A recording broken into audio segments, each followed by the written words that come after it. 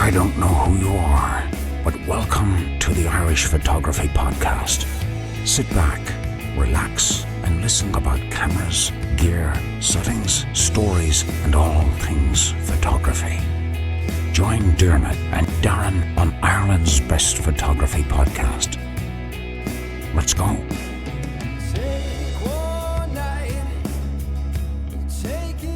And you're very welcome to episode 170 of the Irish Photography Podcast. My name is Darren, I'm your host, and I'm delighted to be joined by somebody whose work I've followed for a long time, and now I finally have her here on the podcast. So, Sarah Lyndsay, welcome to the Irish Photography Podcast. How are you? I'm good, thank you. And thank you for having me. I'm very, very excited to do this. You know what? I'm excited now to hear your story and, to hear you talk about your passion for photography, because looking at your images and watching on YouTube, it's clear that you've got a passion for photography. So I can't wait to hear the backstory in relation to it and what ignites your passion on a daily basis, Yes. I'm excited to dive into everything that we're going to talk about. Good. I suppose, look, before we even start on anything at all, just in case somebody doesn't know who Sarah is, who is Sarah? Well, I'm Sarah Lyndsay, and I'm a Canadian-based photographer, mostly known for my landscape photography, but that actually kind of quickly transformed into the yellow dress. So now I am probably even more well-known for the yellow dress that accompanies my landscape photography. Mm-hmm. And you know what? It's interesting you say it, because you just say the yellow dress and immediately I think, that's Sarah's work. So, Yes. And I can't wait to hear the backstory, I suppose, how that would have kind of kicked in as well, because it really has become part of your landscape photography. Yep. So let's go way back. When did you get started and how did you get started in photography? Oh, okay. Well, I don't actually quite remember the exact year that it was, but it was in my early 20s. I think it's been about 13 years now. And actually how I started is kind of backwards, because I got into Photoshop first. I know it's because, usually not how someone goes into it, but I didn't I had never even picked up a camera really. I just, played around with old point and shoot, sometimes taking pictures of friends. And then I was actually on a date with someone and he brought me back to his house and we were just hanging out and he was showing me what he does on Photoshop. He is a photographer himself, but he would create album covers for bands. Okay. So he was doing a lot of manipulation and just playing around with images and creating something for an album cover. And I didn't particularly like the work that he was doing because it was metal metal bands. But I was just that is the coolest thing, that you can piece all this together and play. I don't know. It just seemed very therapeutic. So I asked him, I was like, can you help me get Photoshop on my computer? And this is way back in the day. So he illegally got Photoshop for me on my computer. And then obviously I just have this blank canvas and I was like, well, I need things to play around with in Photoshop. So I just picked up a point and shoot camera, my parents, and I started taking pictures of jewelry, just random things, usually in nature. People go and photograph flowers and different things like that. And ever since then, I've just never stopped. Wow. And then it transformed into this. Wow. And most people kind of tell me when they start about photography is that, I inherited a camera from this, or, I was in school or I was in college and I figured this would be an interesting thing to do. But I've never heard of somebody going the reversology, let's just say, towards photography. Yeah. And when you mentioned there about the different types of photographs that you would have taken, mainly nature, have you tried other genres of photography since you've picked up the camera and known how to use it? Yes, and yes. So I had before I went full-time landscape and the self-portraits, I was actually working professionally as a wedding photographer, family photographer, newborn photographer, everything, commercial photographer. So for about 4 years of my, career, you could say, I was a full-on generalist. Okay. I did everything. So, and that was starting to be my way of income. Okay. Yeah.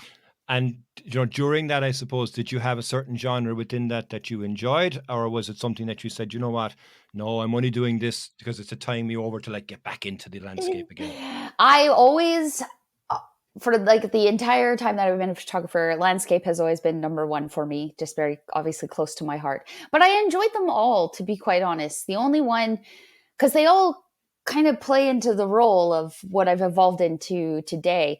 But when you're doing things like wedding and portraits and commercial, like that's very service based photography. Like Sure. Yeah. you're providing a service for someone. So it's different and it feels more like a work. It's like a job. The only genre that I got into that I quickly got out of, it was actually newborn photography, simply because I was just too afraid with the babies. And the patience you have to have for newborn photography. It's such a beautiful form of photography, but I just didn't have the backbone to do it. I didn't want to bend the babies in like this certain way. You need proper training when you're doing newborn photography. Yeah, Yeah. I bet, and I think it is challenging. And it's something I've often said many, many times is why I love landscape photography is because I don't have to pose a rock. And that's the Yes. big thing for me in relation to that, and I can't imagine Yeah. how hard it would be to make sure that you can have a baby warm, I comfortable, know. Yeah, no, I Yes. wouldn't. Yeah. Not for me either. So, Me. and for that point of view, I'm similar to you, I think, because the landscape is something that I love. I love being out in it and such like that. But tell me, what is it about landscape photography really that has stole your heart?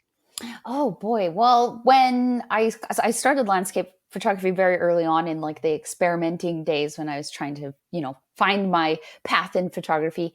And I remember I was reading a magazine. My parents got me a photography magazine and I saw a picture. I don't know if you would know where this place is, but in Canada, the Canadian Rockies are very famous, like Banff, that area. And Yeah. I had never been before. Never, ever had I been. And I saw a photo, even though I live here. I know that's bizarre, but I saw a photo of, it's called Lake Louise. I know it, yeah. And yeah, and I just was like, what? This place exists? And I just knew it was that photo that honestly inspired my entire journey to be a landscape photographer. And I knew I was going to go there one day and photograph that lake. And of course, I've been bazillions of times now, but it was one image in a magazine that Wow. kickstarted the whole landscape journey. Wow. And is it the I suppose the different types of landscape that you encounter? Is it the feeling of being out in the wilderness? Is it the feeling of getting warm, getting wet, getting cold, or whatever it Yeah. might be? What is it about it specifically from the landscape that you go, that's me, that's my soul, this is where I feel alive? I think it's just being out, especially alone. Well, I like being with people when I'm out photographing, but just away from like tourists, away from cities, away from the hustle, the bustle, just away from everything. And when you're in the landscape and it's just quiet and all you hear is the birds and and like the lake and the creeks and it's just such a feeling that's like nature is very healing and very just has such a powerful can just do a lot of stuff for us. So it's that feeling that I chase and just, it would always get me outdoors. And I didn't really know it back then because I used to never be very like active or outdoorsies. But, you later learn that being outside is really, really good for your mental health. Absolutely. I fully agree Yeah. with everything that you said there. And, you mentioned about being on your own. You're not always on your own because you share your journeys with a special four-legged friend. Tell us about Yeah. Ollie. Oh my gosh, Ollie. Ollie is so cute. He's a funny dog. So he's a Whippet and it's a very beautiful looking dog. Like he's got a beautiful coat, very unique. You don't really see many of them. So he's often like the star of the show when we're out for walks and all of that. But he is just the most gentle boy. And I adopted him when he was 4 years old. I was looking for a dog. And I knew I actually wanted to get a greyhound, but anyways, they're really hard to adopt greyhounds, actually, believe it or Really? not. Yes, Wow. racing greyhounds. Like you can get them as puppies. Easily, you can go to a breeder and get a puppy. But I wanted to rehome a dog and I wanted to help a greyhound that was like a racing greyhound. Anyways, the process was so complicated. So while I was going through like the application and the process with that, I put out an ad online, like a Canadian buy and sell site, I guess you could say. Gotcha. Yeah.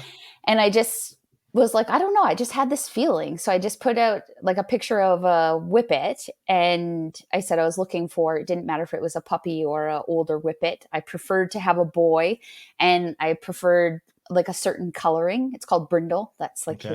his coat coloring. Yeah. And then I went to Iceland And this girl emailed me, and she's like the exact same as me, exact same age. She looks very similar to me as well. Wow. And I don't know if you know where this is in Canada, but up in the Yukon, like this is northern Canada, like way up there. Far, far, far away. Far. It's way up there.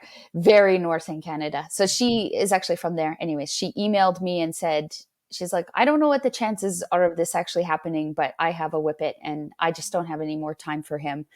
So he was like left with her parents, and she just didn't feel it was really like he didn't have a home.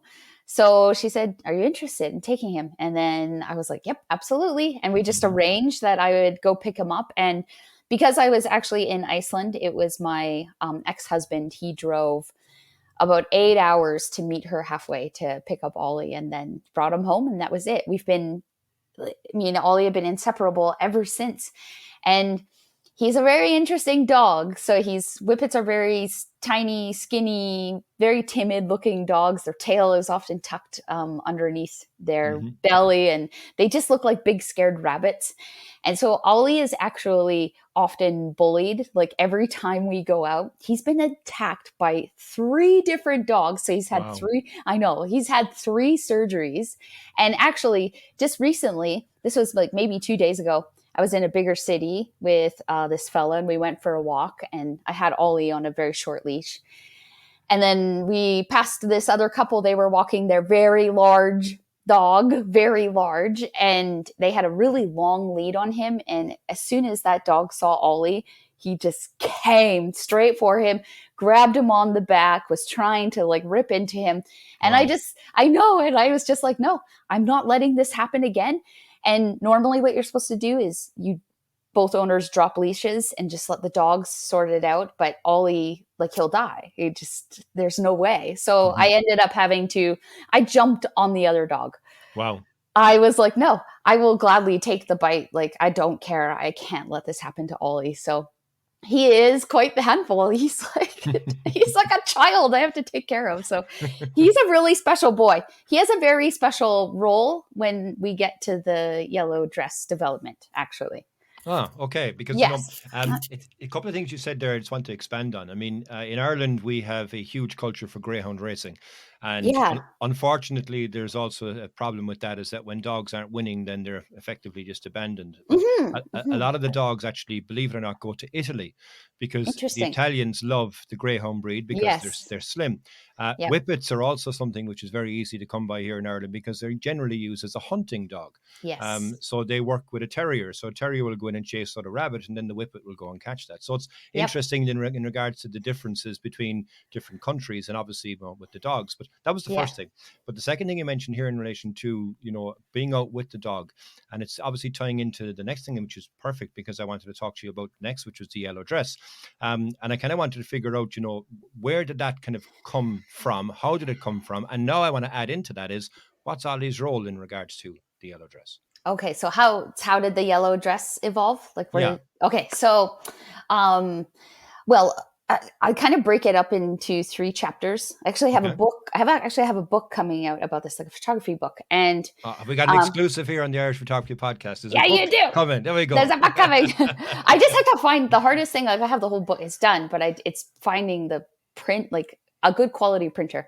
Yeah. Doing photography books is full on. Like, it's been quite the journey. Yeah. So anyways, I've had the story for quite some time. As soon as I started the yellow dress journey, like I knew the story immediately. Obviously my base is landscape photographer. That's where I developed like my skill. Just that obsession started. And so I kind of developed like this style within my landscapes. And then in 2019, I got a little bit bored. Well, not bored of landscape photography, but I was like, I want to try something else. I want to try something new. So I decided, I was like, since I have a background in photographing weddings and portraits and like maternity, I really loved that part of photography and I wanted to bring that back into my landscape photography. Gotcha. Yep. So I decided one night, I was like, I'm going to go to the lake and I'm going to do a self-portrait of myself in the lake and do a long exposure with it because that's my main style. So I had a white dress at the time. And when I did that self-portrait, like there was really great response online from it. And I just loved creating it. So I was like, wow, I really, really love this. And then I went on a camping trip for a week in a very beautiful location. And the whole camping trip, I was just doing self-portraits and not landscape photography. Wow. And then, so for up until 2020, I actually was photographing self-portraits with every color of dress except yellow. Like yellow didn't exist at this time. And I really enjoyed that process. And then in 2020, obviously COVID happened and all of that stuff happened, took away all the work. And I actually started going through a divorce as well. Okay. So my divorce was very life-changing for me, mostly because I was kind of the cause of it and like the instigator, I guess we'll say. So this was a very like just eye-opening time in my life where I realized like I needed to become a better person. Mm-hmm. Okay. And so I started this whole path of like therapy and just completely on my own. After that point, I lived in a camper for a year on a lake by myself with Ollie. Okay. And during that time, I created like all those self-portraits with the different color dresses. And this is probably my smallest portfolio of work is those self-portraits with the other dresses. So, and very limited, like, yeah. So there's huge meaning behind them and like, they're very, very special. And I just remember like I can fully remember how I felt while I was going through that process. And when I would, any of these self-portraits that I look at, I've always remember the darkest time of my life, always. And this is actually where Ollie comes into play because Ollie was obviously my dog. And when my ex-husband got divorced, I kept Ollie again because he's my dog. And it was a pretty low time in my life. And I remember I was just laying there in bed one night and like I was just so lost and so confused. And sometimes your mind wanders and you're like, I don't want to be here anymore. I don't want to live this life anymore. And I just looked at Ollie and he was laying beside me. And I was like, well, those are really silly thoughts because if I did anything to myself, like this dog would die. And he would. No one would be here to take care of him. What would he do? He would never be able to fend for himself and he would simply just die. Mm-hmm. And that was enough to be like, okay, no, I obviously need some help. So the next day, like I began the journey of like healing and recovery. And wow, I really think that Ollie has like a huge role in that. He does. Cause I have to protect him. Like, hey, I care for him. I have to be there for him. He needs me. So yeah. And again, a couple of interesting things on that, I suppose, is that you can find clarity in the most unusual of areas and times. And landscape photography can be that for a lot of people, is that they've got problems they don't even realize. To go out into the open, all of a sudden the solution appears. But now, as you say here, looking at Ollie, and I think that's profound because he is your partner in crime. He's one that you go out now and explore the wilderness and such with as well. So I think that is a fascinating story. Thank you very much for giving me the detail in relation to it. You're welcome. And I think can't wait for you to finally get the book and when you find a publisher and get the book out there, because I think it will be quite an interesting story to tell. And I don't think I've ever seen actually any images of you other than in the yellow dress. So yeah, they exist. They are there. Okay. I still share them, but obviously the yellow is the focus. Yeah. But so those are very like special. They're very special works, those ones in the other dress. So it kind of works though, because if I'm doing anything with like fine art prints, selling digital art, like they have that scarcity around them. So they are very, very special. So then how the yellow dress came about, at one point I got a yellow dress because again, I was still working as like a portrait photographer and I was doing maternity shoots, which I really enjoyed. Okay. And so all of the dresses actually come from that. Like all these dresses were just my client dresses. Wow. And then I got yellow and I was like, oh, okay, I should probably add yellow into the mix. And it was like $20 on this yellow dress. And as soon as I got that dress, I just noticed that I was using it more and more and more. And the other colors kind of started to fade away. And then when I really started to like deep dive into what yellow means and like the color of yellow and just what it represents, it's everything that's like bright and positive, and children are really drawn to it because it's so playful, and it just yellow is like positivity. You just look at it and it's like bright. It's a very bright color. So yellow, like the yellow dress really signifies like the person that I wanted to turn into, who I wanted to become. And so I use the yellow dress to represent that life change in my moment and how I just developed into a different person. And the main like theme, like I'm still kind of struggling to teach this through my work because I believe in helping people. Like I really believe in having purpose and helping others and solving your own problems. And it's just a magical thing. So I'm trying to convey like the message of being self-aware with the yellow dress. That's why I share the story so much, because it really is about like facing your own problems and what you've done with the mistakes that you make, and growing from it and becoming a better person to eventually help, as many people as you can. Yes. And something on that as well is that it becomes instantly recognizable as well as your work. Yes. Because I'm a landscape photographer. I could take a photograph and it could be lost in the mix of things straight away. Whereas with yours, it's different. It's yours. It's unique. It's identifiable and such like that. And I think Yes.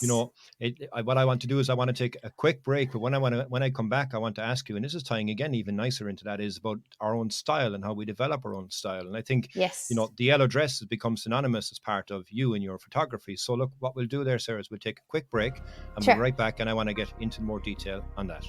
Okay, perfect. If you're enjoying this episode of the podcast, why not jump over to iTunes or Spotify and listen to the back catalogue that we have with some great episodes where we talk about photography, gear, and some excellent guests along the way. Thanks very much for listening and for watching. We'll see you on the next one.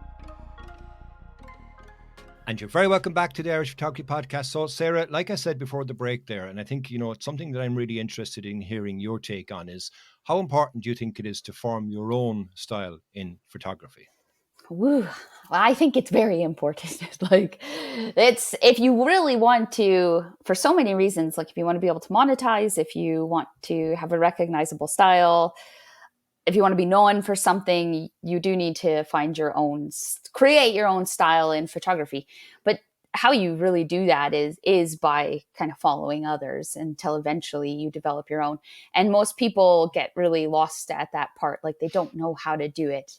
And I find like you have to be operating from a place of like authenticity and like what you dream of. Like when I create, I obviously have like visions that I'm really drawn to and a style of photography. I love whimsical photography. I love the dresses, the landscapes. So I take all my skills that I've learned over the past like 10 years, and then I combine them into my own unique style. I honestly think it's very important to stand out nowadays in this content creator economy, which includes photography, because there's so many people taking photos, so many. Yeah. And if you can build something that's recognizable, which really only happens by being consistent and showing up in it. Honestly, that's all you need to do is just be consistent. People will know you. They'll and then you'll start to build trust with people because they see you over and over and over and over again. So I think it's very important to develop your own style. And, I think it's something as well, if we expand on that a bit further, is it's important to develop your own style as opposed to develop a style that you've replicated from somewhere else. You can learn from others, but you put your own spin, your own, flavor, let's just say, onto that. And I think a number of people that you see for many, many times, they'll go to a location and they'll stand in exactly the same spot that somebody else has stood 100 times before and take exactly the same type of shot. Whereas if you go there, okay, get that shot, that's fine. But then explore, then try and find something different, because you might find something that has never been shot before because everybody has followed the same steps and gone in the exact same 3 tripod holes and put it there and taken exactly the same shot. So, absolutely. I fully agree with you in relation to that. And I think then if we look at, from a landscape point of view, I know that when I go visit a location, if it's my first time visiting the location, I have a certain approach. If it's a location that I've been to many, many times before, I have a different approach. But from your point of view with landscape and obviously adding in that extra dimension now of you going as a portrait within the shot and with the yellow dress, how do you typically approach a scene? Well, I'm a very efficient person, and I think this plays a role into like how I create. So I'm very quick and I'm very quick to adapt. Okay. Like so if it's like there are plenty of times like tonight I'll actually be going out photographing and I have a vision of like what I want to create, but it might not turn out that way because you never know what the weather is going to do. But then a lot of the times, like especially since I've been traveling to new locations, like I honestly just have like trained myself to really be able to quickly see compositions and like things that I would believe that upon first seeing the scene, what I think would look really, really good. And it comes to me very, very quickly. And then I can create. So I approach it in like two different ways. Sometimes it's just letting the landscape unfold upon arrival. And then other times there's a bit more of a plan behind it. Like I have a vision. Now go find the landscape to match it and create whatever the night or sunset or whatever I'm doing decides to give me. And something I think you've only recently got it as well, but it's going to help you, I think, to find new compositions is your drone, because that will give you an opportunity to, when you arrive to a location you haven't seen before, send the drone up, have a look around. Yes, I've been doing that lately, and I love it. I love flying the drone. I And really, crashing really the do. drone too, yeah? I crash the drone all the time. I need to take it back. I just got the Mini 3, so I'm actually going to take it back and get the Pro because I need the obstacle avoidance. Yeah, so for sure. I think I can still take it back. I have to look into that, but yeah, I want to take it back. Hopefully. So we've gone into the scene, we've sussed out the location, we've positioned yourself within the shot, we've taken the shot, now we bring it back home. And I think post-processing is a vital part of any photographer. Some people can be minimalist on their post-processing, other people can be Spinal Tap 11 on the sliders, it can vary. So, how do you think in relation to what's your approach and your workflow as far as editing your shots go? Well, even though I said that my journey started in Photoshop, you would think that I would be a heavy editor at this point. It's actually opposite now. So I'm more like, I get it as right in camera as possible. Because it's just way easier. You don't have to spend so much time on editing. And I think I adopted that through wedding photography, because wedding photography, like, you have to get it right. You will die if you spend hours and hours and hours editing one image if you photograph a wedding. So I learned, like, my editing process is so simple, and I wanted to be able to still like create drama in my images, but as quickly as possible. And I even have like a tutorial out about this, like creating dramatic imagery within 15 minutes of editing. So my editing approach is actually very simple. And you know what? That is a good thing to have, because, you, as you say, you could spend an hour in one image and then you say, I'm not really fond of that image because you've actually spent so much time in it. Or you also can become nose blind to what you've created within the image, and you go, okay, I'm happy with that, but your colors are all off because you've been looking at it for so long, Yes, that does happen. Yeah. So, and I agree with you, and particularly in regards to yourself, you have to get that image right in the field. If you're not in focus, then no matter how good you are, you will not be able to get that in focus in post-processing. So absolutely. Yes. Yeah. 100%. And something as well, I suppose, you, like myself, you're also on YouTube, and I find it a very, very interesting and fun thing for me to do. How did it start with you on YouTube? And I suppose, next thing I have is, and what do you enjoy most about it? I think I've been on YouTube for 4 years now, but it wasn't like, I would say in the first 2 to 3 years, actually, like I was putting out videos consistently, but not really. Like, I wasn't really, really trying. It's only been in this last year that I've really been trying with YouTube. I love YouTube. That's probably honestly my favorite community and where I feel I belong the most. And that's also because I think I'm skilled in talking to the camera. Like, obviously I developed that skill as well. And I'm a big believer in emotionally connecting with people. So YouTube is the strongest way to connect with others. I've had nothing but a good experience on YouTube so far, as in terms of people relating to me. I haven't seen, I know YouTube can be the place of really negative comments, but so far I've been fortunate. And I really feel like the people that watch my YouTube content, they truly care about what I'm doing. It's not the same as Instagram, they're two totally different worlds. Absolutely. And Yeah. and something here, Instagram, you see the final result. YouTube, you see the creation. Creation, yes. And You you can know, help people better on YouTube because you have video to like connect with them. I mean, you have video on all the platforms now as well, but it's hard to make that transition from long format video to short. shorts. Yeah. Yeah. Whew, tough. It is. And, a lot of people out there now are recommending that you get your long form video and then you cut it up into many, many other Yes. smaller pieces and you can repurpose that on all different platforms. Yeah. And I'm looking going, no, I don't think I want to do that. Yeah. I like creating my story behind my image. Yeah. Yes. I like Yep. letting people see what I experience. And more importantly, and I suppose from a personal point of view, the reason I created my YouTube channel was because I was bored. I was out taking photos. I was waiting for the Yeah. light. And I said, okay, I'll give this a go. Send a video off to some friends of mine. But there's been a byproduct from that is that I now have a body of work that when I'm dead and gone, my kids can watch and go, so that's why daddy wasn't there for breakfast. So that's why he wasn't there for tea, Yeah. and something that will live on as a legacy once I'm gone. But I enjoy, Yes. similar to you, I enjoy the community that's there on YouTube.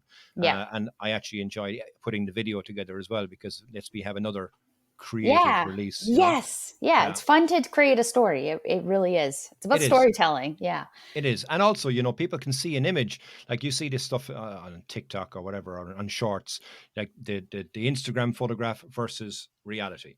And the Instagram photograph is nobody in the water. And then all of a sudden you see the reality is that there's 100 people inside in the water. Yes, absolutely. And that's why I think YouTube gives people a flavor of what to expect when they're going to a location like that. But also, they're not going to go there blind thinking that everything looks as picture perfect or as postcard perfect as they saw. Yes, absolutely. On the Instagram picture. Yes. Yeah, that's a good point. It's very realistic.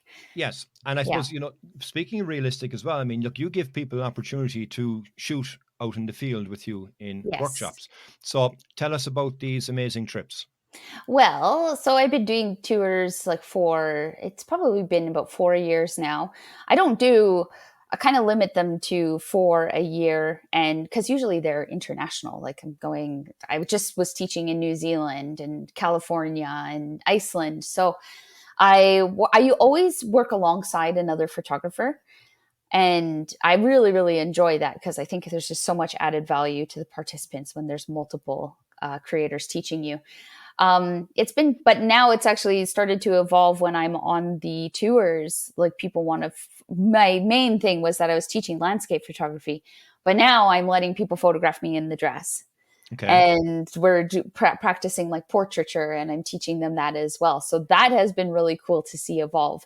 And I love like the participants when they photograph the yellow dress. I notice in like the chats that we create, because we all have like a big group chat when we're on tour. Mm-hmm. That's all they share in there. So they just share the images of the yellow dress. So it's really, really sweet to see. I really enjoy tours. It's one of my favorite, like, I guess, work ways with photography. And I'm going to Iceland in a month. So I'll be teaching on an Iceland tour, a big Iceland tour with Skylum. And I hope to just keep evolving that and taking people to other places around the world that I've seen. It's cool. It's a cool line of work. Very tricky line of work to tap into, though. It is, but I think it's very rewarding as well when you get the reactions that are there from the person that's next to you, they're there going, I don't know how to do this. Okay, well, let's figure it out and let's show you. And then they're then sharing all of their images with their friends and stuff like that. And more importantly, and I think this is the thing about workshops is you have the pictures, but it's the experiences that have been created during that. Yes. And the friendships that can come from that as well, which can far outweigh the image that you have sitting on your hard drive, which may never see the light of day. Absolutely. And plus you get to experience some beautiful locations with some other people, with talented creators. And obviously, as you say, the dress has taken on a life of its own. So now that's the star of the show is such like that. If you want to get those photographs too. Yep. And you mentioned about, different traveling and stuff like that. I know you're just back from a European trip. Tell us about the European trip. I'm going to finish this part about in an area that you finished your trip in, let's just say. But tell us about the European trip, first of all. Where were you? It was amazing. I'm so sad to be back. So I actually went to, it was all very spontaneous, all of this. And I know I'm a very spontaneous person. So I actually met this fella in California in February. And then anyways, we really hit it off and we wanted to see each other again after that. So he actually invited me to London the next month, or maybe it was like a couple weeks after we met. I can't quite remember. But so yeah, he invited me to London, and I had never been to Europe before, except for I've been to Iceland. And I was just like, yep, I'm going to go to London for a week. And I came to London. It had nothing to do with photography, even though I did create while I was there. But I spent a week with him and I just loved it so much. And I connected with there's a lot of Canadians that live in London. They go there for work. Okay. So I connected with some of my friends there, and I was just so inspired by what they did and how they just like left Canada and went and moved to Europe. And so I was like, you know what, I'm going to come back and I want to spend some time with you guys. So I came back to Canada after that trip and I immediately booked my next flight back to London. Wow. And then, so I went back to London about a month and a half later, and I stayed with some friends out in the countryside. So I was there for a month with them. It was very low key, very mellow. I would just go around and photograph. I actually didn't go into London all that often, but I would go to like the Cotswolds and different churches in the countryside, because that is what I love about here where you guys live. It's just so charming. And then while I was there, I decided to go to Scotland. I was actually working with camper van companies, but I decided to go to Scotland as well. Spent a week there. And then I just, on a whim, before I was going to come back home, I knew I wanted to see more. And I was like, I'm going to go to Ireland on my own. And Wow. So I did. So I reached out to a camper van company in Ireland and I organized a collaboration with them. And I basically took my first like solo camper van journey in Ireland, which was really interesting because you guys' roads are so narrow. And I had this big, massive camper van and I haven't driven manual for like 15 years. This is where Patrick comes into the story. It's very entertaining. Yeah. So my week in Ireland, it was way too short. Like I had such a hard time leaving Ireland. So that was like the finale of my European trip. And just simply because I had to get back home to take care of some logistics and like plan what I'm going to do next. And I'm definitely coming back. Like there's no doubt about that. Well, you know what? I mean, like we have such a thing in relation to, Irish charm, I suppose. And it's something that is quite unique. And anybody that visits Ireland will go, Jesus, you know what? I want to go back, or I haven't been there long enough. I mean, yes. And you mentioned there, you had the fortune to meet up with a very good friend of mine, which is Patrick, who helped you around and, showed you and gave you some hospitality, I hope, in an Irish style. Tell us how did that happen? Oh, it was so good. He was probably my favorite part of the trip. So I was in Ireland, but I had no plans to meet up with anybody. I was like, I'm kind of working, but also creating for myself. So it was more about like my solo journey. And then he messaged me because I didn't even know who he was. I wasn't following him, but he was following me. And he messaged me and it went into like my Instagram requests, which I never check, but I checked them for some reason. I checked it and I saw that he reached out, and like a lot of people reach out and give me like location tips. And I'm like, okay, thanks. But his were so solid. Like he's like, here, this is where you need to go. So he just gave me all this advice. And then I looked at his profile and I was like, this guy seems really great. And so we started talking for a couple of days, like messaging back and forth. And then one night I was like, do you want to come photograph with me? Like, do you want to come visit? Do you want to come hang out? And he said yes. And then he drove up the next morning. He left very, very early because where he lives by Dublin or close to Dublin. And then I was up by like, I can't say the places very well, like Ballycastle. Yeah, I was there. I was up there. So a bit of a drive for him. So he drove up and we met at, I think it was Dunluce Castle. And I don't know, I honestly haven't had a day like that in so long. And because he is just such a very like childlike person and he's so awesome and he has very good energy. And we honestly had the best day. We spent like 13 hours together. We went out photographing, we went out exploring, we went out for lunch, everything. He took me to get like some very like traditional Irish like candies and chocolates and treats. And like, we just had such a good day. Our personalities just blended so well together. And he helped me create portraits, and he took me skateboarding. And Oh, brilliant. I know, it was such a good day. And then after that, he went back home, and then I went off to, oh my gosh, I'm going to say the name wrong. Donegal. Donegal. Okay, yeah, I'm terrible with the names. So I went there for 2 nights, but we knew we wanted to see each other again. So I spent like my last 2 nights I spent in Dublin, and so that's where we hung out there again. And he came. Brilliant. I honestly thought this was the sweetest thing. He's going to listen to this and be embarrassed. Yes. But it was so sweet. Like, I don't think he realizes these gestures that he did, just how amazing they were. He came because he lives I think it's an hour from Dublin. So he drove from his place, picked me up in Dublin. He kind of surprised me with this. And then he's like, we're going to Cashel, because he knew that was on my list. But I was like, I'm not going to get there. There's no way. It's just kind of way out of the way. So he just picked me up and he's like, let's go. And he drove me there, and we just took me out to dinner, and we just had the best time. It was so good. Patrick, I must say, is an absolute gent. And it's interesting you say about his, childlike approach, because he's a lot of fun. He's a lot of energy. I love hanging out with Patrick. I've gone a number of different trips with him, and I'm delighted that, you got to meet up with him, and that also he did our country proud by being an ambassador to you coming for your first time. He was so good. Yeah. He is a gem. And I think you mentioned something there, which I was going to ask you was your highlight, but probably maybe it wasn't. I don't know. But one of the things I saw is that you were skateboarding down the dark hedges. And that's something that myself, Patrick, and Dermot, another buddy of mine, actually had done when we were up there in that area back in February or March, is that he skateboarded down to it. So, I mean, let me ask you, what was the highlight of the trip? Was that it, or was there others?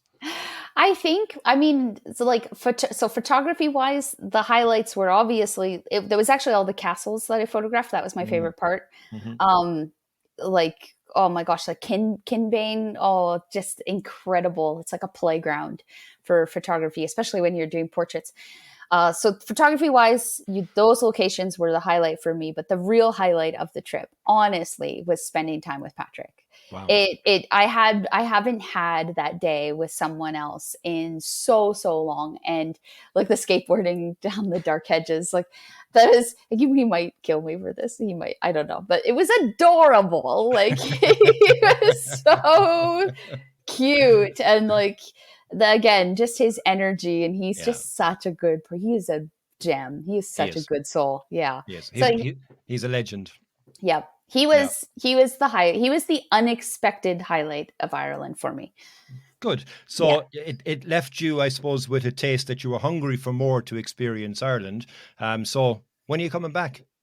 Well, I've been toying with the idea of, because I have to come back to Iceland anyways. So already I'm back in Europe, and I'm going to go to Italy and Bulgaria because there's some things I want to photograph there. And then I'm thinking about coming back to spend actually a month in Ireland and just getting a place for a month, and then being able to explore the rest of the country, because there's so much more that I've missed. And I love Ireland so much. I'm just so sad to be back. I don't know. There's a part of me that's I don't want to promote it. Not that I have that big of an impact to send people to Ireland, but when you go to some of these locations and there's just no one really knows about them yet, there's something so special about that. Mm-hmm. So in a way, I almost want to protect Ireland from the hordes.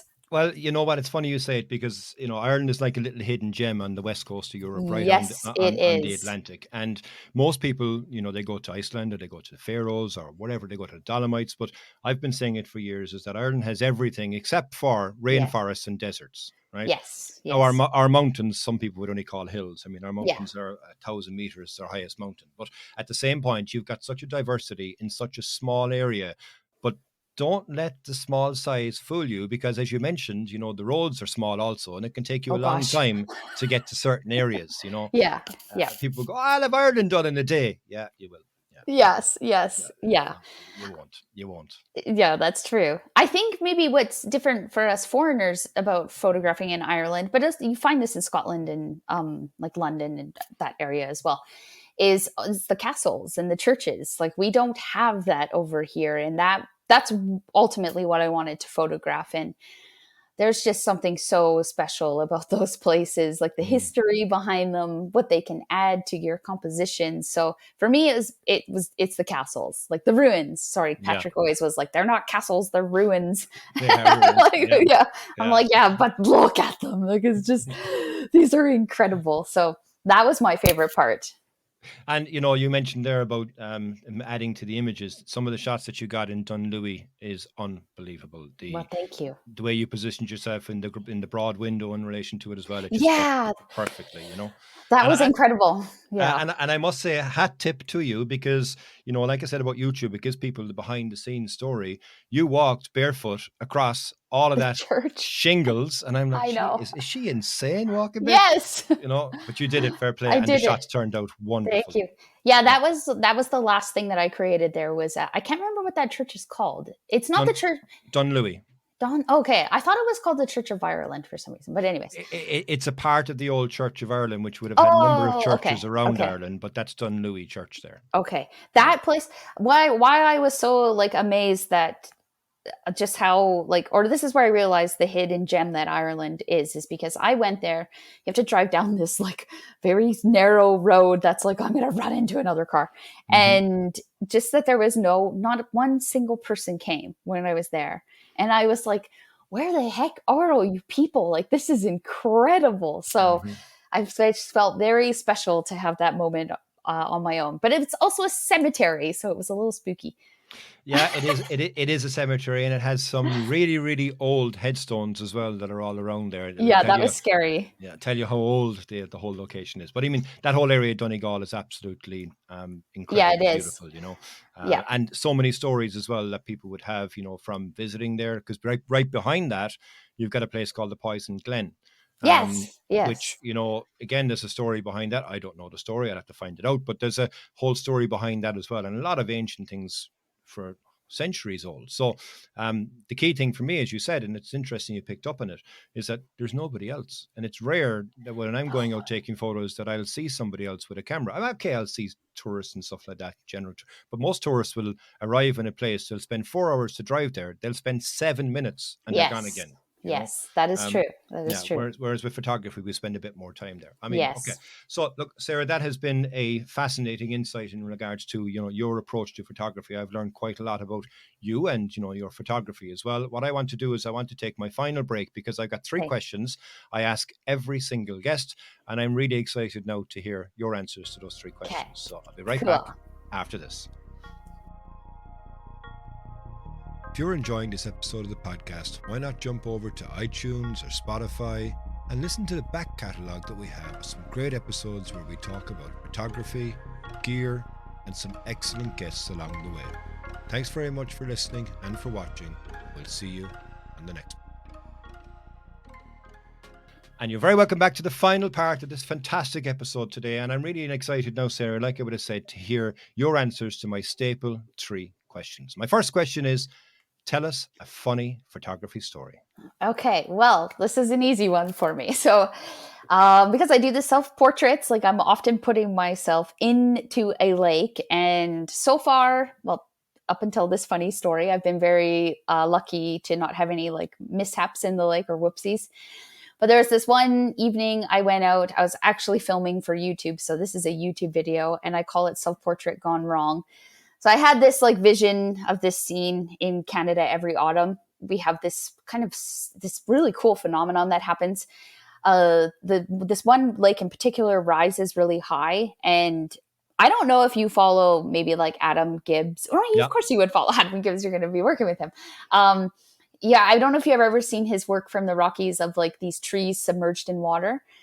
And like they're the fall autumn trees. It's just such a beautiful, it's such a short window. It doesn't happen every year. It's such a short window of time that you can photograph this. So anyways, I was trying to do a self-portrait there and amongst those trees. And it was really cold. Like Canada and our lakes, they are freezing. So, but I'm no stranger to that. Like I want the shot. I'm going to go out and do it. So I walked out into this lake and I did not realize that it had a drop off. Because it doesn't look like it does. It looks like it's pretty level the whole way. And I just kept on walking out there. And I don't know what happened. I just took one more step and I just slid down on this bank and I was Wow. completely submerged in the water, like head under. And I never got a shot because I just completely ruined the dress. I was freezing cold. And it was so embarrassing because there's two people there with me and they were filming it and watching the whole thing. And my dress, I guess what was embarrassing is that my dress, when it gets that wet, it's very see-through. Okay. Oh, no. See, I know. So it was like just clinging to my body. And I'm like, I feel so exposed. And freezing. And freezing. And it was all on video and I never got a shot. But I released the YouTube video anyways. And I was like, this self-portrait gone wrong. So that was good times. Yeah. And then any other time being out with Ollie is usually pretty funny because something always happens to him. Always. Well, that's the fun thing of having the dog with you because, they will always find something to intrigue. They're inquisitive beings anyway, so yeah. Yes. And I mean, look, in relation to your portrait gone wrong, at least you survived to tell the tale and you didn't turn into an ice blob because, with the water being so I'm cold. here. I am here. Yes. Okay. Good one. Next question is, what gear do you shoot with? Okay, well, this is always a fun one because I'm pretty old school. So I'm still on a DSLR. Okay. Really, till that thing dies, I'm going to be using it. So I use a Canon 5D Mark IV. Canon, yeah. Yes, Canon. And I actually only got this camera because when I was doing wedding photography, like that was the wedding photographer camera. It's very versatile. So anyways, I obviously still use it for landscape photography. And now I've kind of curated my lenses down that I even only travel with two lenses. So I use a 16-35 and a 70-200. I use nothing else. Snap. Yeah, I just know because I know that those two will just get me what I need at any given situation. And I don't like carrying around a lot of gear. So those are the lenses and that's the camera body I use. And like I use a Benro tripod, pretty standard, just lightweight, nice tripod. And Shimoda, I work with Shimoda, which is actually going to follow up into the next question that's coming. So I use Shimoda products. I've been with them for years and years and years. And yeah, my setup is honestly that simple. Fine-tuned, practical, lightweight, and functional. Yes, absolutely, absolutely. Well, the day that you do make the jump to mirrorless, though, I think you're going to really, really be blown away in regards to the technology advances, particularly in relation to focus peaking, because that'll help you immensely. Yes. I mean, look, a very good setup, and again, Canon for life. Yes, Canon. Yep. Yes. So, and then the third one is our VSP, our very solid product, a product you won't leave home without. You'd put your name to it if you could. What is it? Well, this has to be, honestly, it has to be my Shimoda bag. I have multiple, but like I change them depending on if I'm going on a hike or whatever. It's going to be a Shimoda Designs product because as I've been working with them, and I take this very seriously because I'm an influencer as well. And like, they are just such a solid company. Like they truly care. They truly care about the photographers that they work with. They care about photography as a whole, and they are very passionate about getting a product out that, like, they listen to people, they listen to the customers, and they're always evolving, always, always, always. And I honestly believe it's the best photography bag out there. So definitely Shimoda. And for me, it goes beyond just that it's a great bag. It's a well-made product. It's the people behind the team that are making it. They're such good people. And, it's interesting actually, Sarah, because I think that's a very good product to choose because regardless of what brand of camera that you use, you have to have a camera bag. And having a good camera bag is something that you will reap the benefits from, whether it be on a long hike, a medium hike, a short hike. Having comfort and being able to easily access your gear is vitally important. So, yeah. Very, very good. Absolutely. Very, very good choice. Yeah, okay, agreed. So Sarah, that has been an amazing conversation. I mean, there's only two things really for me to ask you at the very end of this, which is number one, what's next for you? And number two, where can people find more info on you? Okay, well, what is next is obviously I'm going to be traveling again, and that includes more of Europe.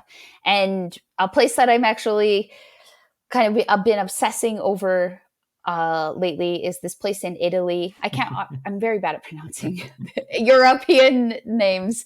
I think it's called like Cairo, and it's an abandoned city. And it's so mind blowing. Like it was built on a cliffside and it's abandoned because of the earthquake. So I'm like tunnel vision on this right now. So I'm just going to go to this one little Italian town just to photograph this abandoned city. Looks amazing. So that's coming up for Europe. And then YouTube, like right now, what I'm very focused on is YouTube. So it's just really getting YouTube like taken off the ground. And because I can take YouTube anywhere. I can take YouTube all over the world. So that is, again, like what's coming more is obviously more development with the YouTube channel and helping people more through that. And obviously some tours. I've been discussing a Ireland tour, so that also is going to be coming up in the future. There will be more about that. And you know what? I think it's something that, once the time comes and we get things nailed down, we'll give more information. I'm excited to be able to let out of the bag, I suppose, what we're trying to plan really. But as a teaser, there might be something. Stay tuned in relation to that. And where can people find you? What's your handle? Where can they get you?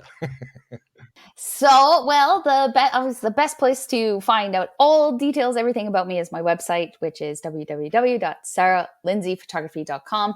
And then across on all the socials, it is Sarah Lyndsay.